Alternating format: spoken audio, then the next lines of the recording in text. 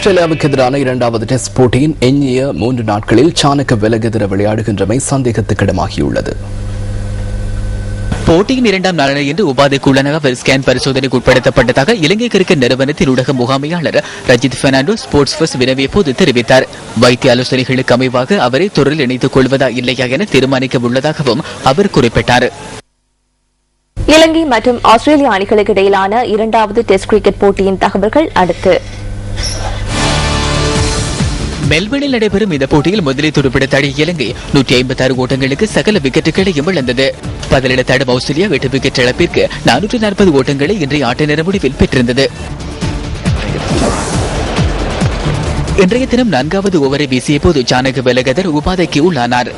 அதனைத் தொடர்ந்து அந்த ஓவரில் எஞ்சிய பந்துகளை சமீந்த இறங்க வீசினார்.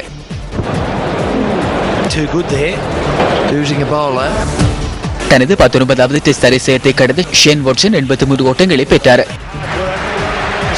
ஆஸ்திரேலிய வீரர் ஒருவர் ஓராண்டில் பெற்ற அதிகபட்ச டெஸ்ட் ஓட்டங்கள் என்ற மைல்கல்லை இன்று தன்வசப்படுத்திக் கொண்ட மைக்கேல் கிளார்க் 187 ஓட்டங்களை குவித்தார்.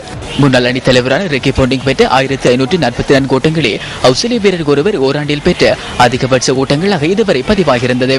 அந்த சாதனையை முறியடித்து மைக்கேல் கிளார்க் 1595 ஓட்டங்களை பெற்றுள்ளார்.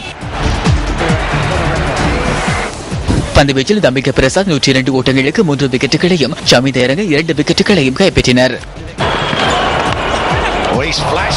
This could be aggressive. Oh, he's edged.